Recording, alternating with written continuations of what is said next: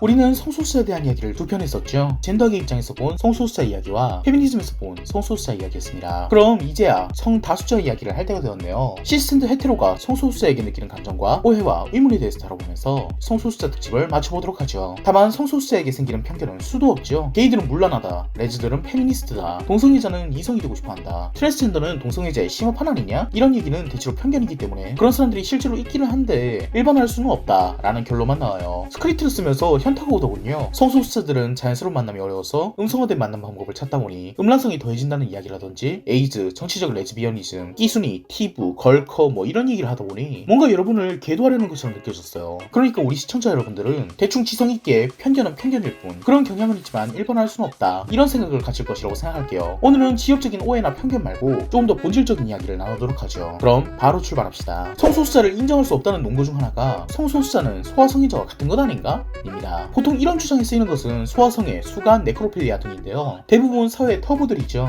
물론 동성애도 일종의 터부였기 때문에 이 사람들의 주장은 이렇게 요약할 수 있습니다. 기존 사회의 금기를 깨려는 것 아닌가? 하지만 이 논리는 범주가 잘못되어 있죠. 소아성애, 수간, 네크로필리아 등은 상호간의 합의라는 것이 존재하지 않습니다. 소아성애와 가까운 것은 동성애가 아니라 감각 패티시와 유사하다고 봐야 되죠. 그렇다면 조금 더 세련된 질문은 어떨까요? 상호간의 합의가 가능한 패티시들, 가령 의상도착증이나 야외 플레이 등을 즐긴다면 이 사람들은 성소수자라고 할 수 있을까요? 패티시란 말은 이상성욕이란 뜻이죠. 사회가 침대 위에서 이성끼리 사랑을 나누는 것, 그것만을 정상성욕이라고 규정한다면 동성애는 이상성욕의 범주에 포함될 수 있습니다. 그럼 동성애자를 정상성욕이라고 인정한다면 종래에는 합의가 가능한 모든 패티시가 정상성욕으로 인정되지는 않을까? 라는 질문이죠. 이 질문에는 꽤 괜찮은 답이 있습니다. 동성애와 이상성욕은 배타적인 개념이 아니란 거죠. 가령 이성애자가 동시에 동성애자일 수는 없습니다. 하지만 동성애자가 의상도착증일 수는 있죠. 성적 지향, 어떤 성에 흥분하는 것과 어떤 상황, 의상, 나이대에 흥분하는 것은 범주 자체를 잘못 보고 있는 오류라는 것입니다. 다만 이 대답에도 약간의 논란거리가 있는데 성적 도착증이란 것과 성적 지향이 왜 어떻게 다르냐고 따지기 시작하면 대답하기 몫이 까다로워지기 때문입니다. 성에 끌리는 것과 상황에 끌리는 것은 본질적으로 뭐가 다르냐 라고 질문을 할 수 있고 성이란 것도 극단적으로 보면 일종의 상황이나 환경에 불과한 거 아니냐? 라고 생각할 수 있죠. 심지어 패티시즘은 성소수자가 될 수 없다에 살아있는 반례가 존재하기도 합니다. 바로 킹, BDSM을 하는 사람들이에요. BDSM은 존재 자체로 굉장히 애매합니다. 성도착증이라고 보는 사람도 있고 성소수자라고 보는 사람도 있어요. 만약 배타성을 들어 구분하려고 한다면 동성애자이면서 SM의 사람을 설명할 수 없고 그들은 비록 성도착증이지만 성소수자이기도 하다라고 한다면 다른 패티시와 BDSM을 구분할 근거가 없죠. 다만 BDSM에 대한 주류 의견은 성소수자는 아니지만 성소수자와 연대한다이기에 동성애와 패티시즘은 현재 구분되고 있다는 것입니다. BDSM을 성소수자라고 규정하는 그 순간 다른 패티시즘과 성소수자를 분리할 논거가 없으니까요. 다만 킹크들을 성소수자로 보는 사람들은 성소수자와 패티시즘의 차이를 구분하기 어렵겠죠? 가끔씩 동성애자들은 퀴어 퍼레이드라는 프라이드 퍼레이드를 합니다. 그리고 동성애자에 대한 부정적인 시각은 여기서 심화되는 경우가 많죠. 가장 문제가 되는 부분은 이겁니다. 퀴어 퍼레이드에서 노출을 대체 왜 하는 거야? 프라이드 퍼레이드의 시작은 1969년 미국이었습니다. 경찰들은 게이바를 단속하곤 했었는데 스톤월 인이라는 게이바에서 저항의 기류가 흐르기 시작했죠. 우리가 성소수자라는 이유로 체포를 당할 수 있다니. 그래서 성소수자들은 경찰에게 저항하기 시작했고 성소수자들이 모여서 사회에 커밍아웃을 하고 모여서 경찰의 단속에 폭력으로 저항하는 행사, 이 스톤월 항쟁의 정신이 퀴어 퍼레이드로 이어진 것입니다. 퀴어 퍼레이드는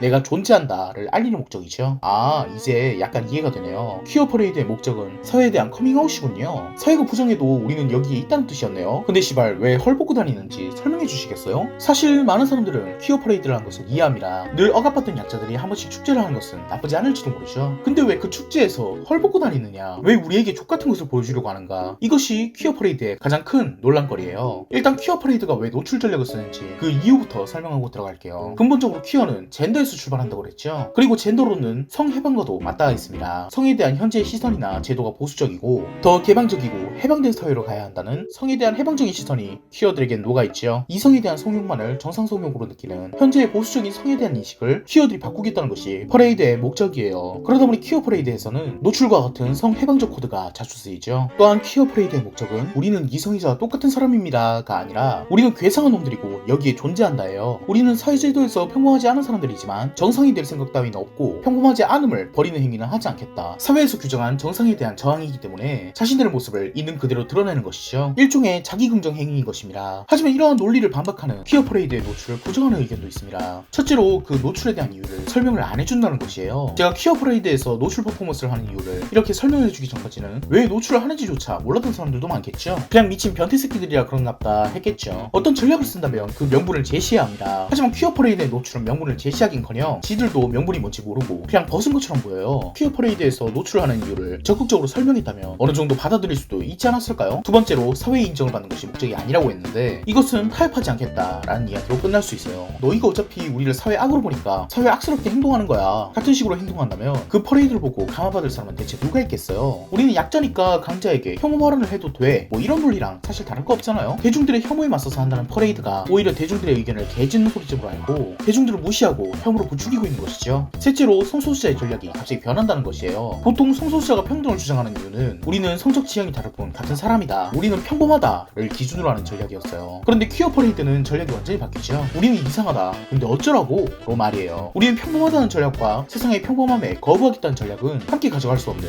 모순덩어리입니다. 그리고 대다수의 성소수자 개개인은 평범하게 사는 것을 원하고 있지 우리는 평범하지 않아 라는 것을 그다지 자랑스럽게 여기지도 않아요. 퀴어 퍼레이드는 우리는 이상하다이지만 그렇게 행동하는 것으로 편견이 가속화됩니다. 음란하고 변태적인 인간이라고 생각했는데 퀴어 퍼레이드를 보니까 정말로 그렇더라. 평범함을 원하던 성소수자들이 맥빠질 일이죠. 퀴어하게서 말하는 평범함의 배격과 실제 성소수자가 원하는 평범한 삶, 혼란스러운 기준 사이에서 대중들은 또 개소리하네 라는 생각만 들게 됩니다. 마지막으로 세상의 기준에 저항한다는 것이 혐오의 논거로 재사용될 수 있다는 것입니다. 성에 대한 해방, 성도덕을 변화시키자. 이 구호는 역으로 이렇게 이용될 수 있습니다. 혐오에 대한 해방, 표현의 자유를 해방시키자. 퀴어들이 현재의 도덕률에 도전하려 한다면 혐오자들은 똑같이 도덕률에 도전할 수 있죠. 왜 약자를 혐오하면 안 되는데? 그건 현 시대의 도덕적 기준 아니야? 너희들도 도덕적 기준 무너뜨리려고 하는데 우리는 왜 도덕에 따르면서 행동해야 돼? 퀴어 퍼레이드는 현 질서에 타협하지 않으려 하지만 사실 현재의 도덕이 퀴어를 지켜주기도 하거든요. 그렇기에 퀴어 퍼레이드는 성소수자의 실정과도 잘 맞지 않고 오히려 호모포비아들의 혐오 논거로 쓰이고 있습니다. 퀴어 퍼레이드의 자정 노력 덕에 노출 퍼포먼스는 크게 줄어들긴 했지만 그 기저에 담긴 퀴어 퍼레이드의 본질이 상당히 위험하고 공격받기 쉬운 것임은 자명하죠. 꽤 많은 사람들은 성소수자를 존중합니다. 다만 여러가지 이야기가 덕지덕지 붙죠. 내 근처에만 없다면 존중할 수 있다. 나에게 피해만 안 준다면 존중할 수 있다. 그리고 꽤나 힘든 문제도 있어요. 머리로는 존중해야 하는 것을 알지만 그냥 싫은 것을 어떻게 하죠? 내 근처에서만 안 보인다면 신경 안 쓴다는 말은 성소수자들에게는 가장 힘든 말일 거예요. 여러분의 근처에는 성소수자가 없겠지만 성소수자 근처에는 그런 말을 하는 사람들이 있거든요. 이분들에게 성소수자는 그냥 없었으면 하는 존재인 거죠. 다만 어쩔 수 없는 문제이긴 합니다. 성소수자가 존재하는 것을 이해하는 거랑 내 옆에 존재하는 것을 받아들이는 것은 그 무게가 다르기 때문이에요. 나에게 피해만 주지 말자는 논리는 대부분 에이즈 문제와 퀴어 퍼레이드 문제 그리고 PC충들의 성소수자 캐릭터 삽입 문제예요. PC충들의 이야기는 넘어가도록 하겠습니다. 이건 성소수자가 뭘 어떻게 할 수 있는 게 아니잖아요. 오히려 걔네들 덕분에 성소수자가 더 혐오받는 것 같기도 해요. 에이즈 문제와 퀴어 퍼레이드 문제는 성소수자들도 이해할 수 있는 영역일 것입니다. 남성 에이즈 전파의 이유는 게이들의 성관계로 인한 전파가 대부분이고 퀴어 퍼레이드 역시 과도한 노출 전략이 사람들에게 충격을 주는 충격요법이기에 대다수의 사람이 충격을 받는다는 사실은 부정할 수 없는 사실이죠. 에이즈와 퀴어 퍼레이드 문제는 실제로 사람들에게 피해일 수 있습니다. 다만 이런 논리가 있는데요. 밖에서 동성애자들의 애정행각을 보고 싶지 않다. 이 부분은 사실 혐오에 가깝긴 합니다. 왜냐하면 동성애자들의 애정행각에 대한 잣대는 이성애자의 애정행각에 대한 잣대보다 심하기 때문이에요. 가령 이성애자가 밖에서 키스를 하고 있는 것과 동성애자가 포옹을 하고 있는 것 중에 어느 쪽이 더 꼴보기 싫습니까? 동성애자들은 밖에서 키스를 나누지 않아요. 그것은 걸어다니는 커밍아웃이랑 다를 것 없죠. 동성애자들의 과도한 애정행각이란 것은 사실 거의 존재하지 않는단 말이에요. 하지만 동성애자들의 애정 표현들은 이성애자보다 과도하지 않아도 과도하게 보입니다. 이 부분이 동성애자들에게는 가슴 아플 수 있죠. 애인과 손을 잡고 밖을 걸어보고 싶은데 대부분의 사람들에게는 그것이 동성애자의 과도한 애정행각으로 보이기 때문이에요. 내재된 동성애자에 대한 편견이 그들의 행동을 훨씬 더 왜곡되게 보이게 하는 것이죠. 마지막으로 그냥 싫어요에 대한 문제입니다. 이 부분은 과격한 부분부터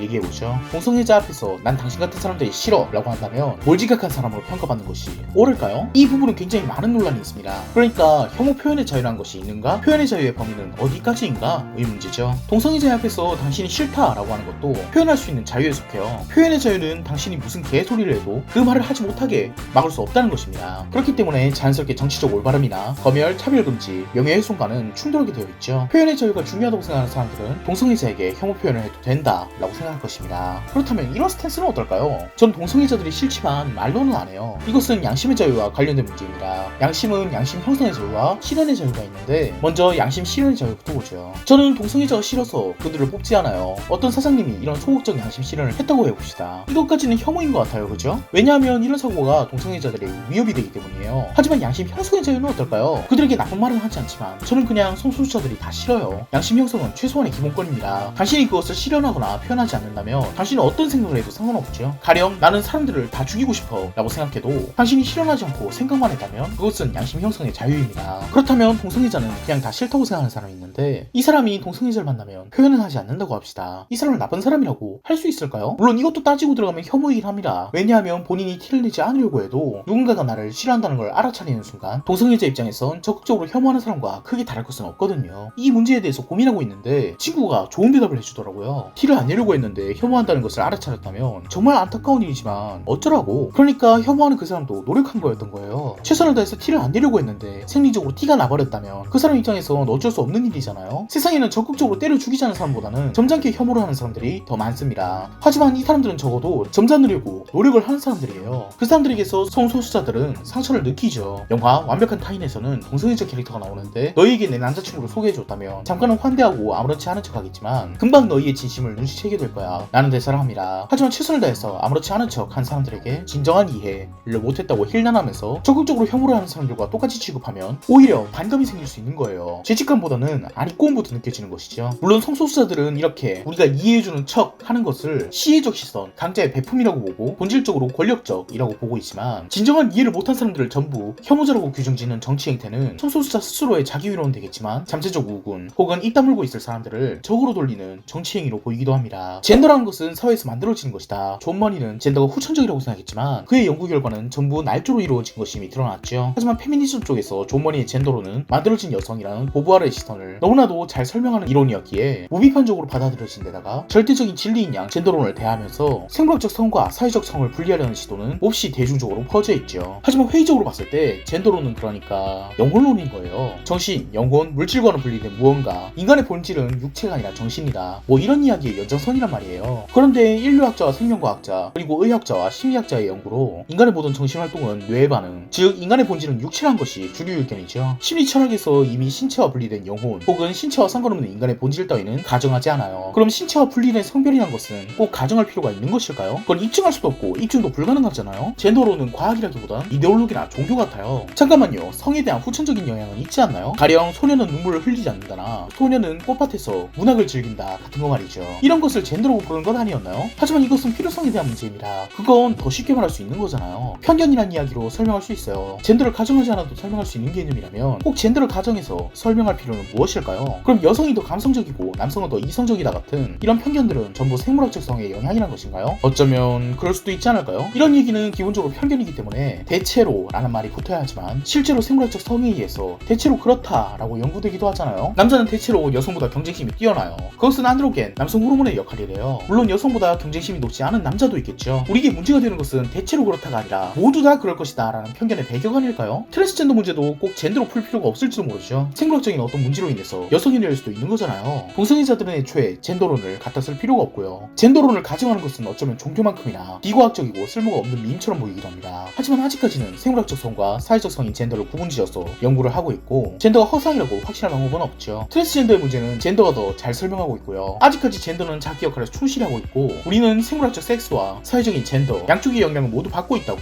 대충 묻어두고 지나가는 게 현명할 수 있습니다. 하지만 젠더론을 의심하는 많은 사람들이 전부 무식하거나 혐오자라서 의심하는 것은 아니라는 것, 오히려 젠더론을 무비판적으로 받아들이는 것이 더 이데올로기적이라는 이야기를 하고 싶었습니다. 심지어 젠더가 선천적이라는 이야기도 나오는데 선천적인 젠더, 선천적인 생물학적 성, 그걸 구분해야만 할까? 라는 회의적인 시선은 사회에 꼭 필요한 질문이겠죠. 성소수자와 젠더에 대한 이야기는 여기서 끝입니다. 오래 이어갈 이야기도 아니고 적당히 애매모호하게 끝내고 싶었어요. 현실에서도 몹시 애매하게 결론이 안 난 문제니까요. 그럼 다음부터는 리뷰로 만나도록 합시다. 그럼 끝까지 봐주셔서 감사합니다.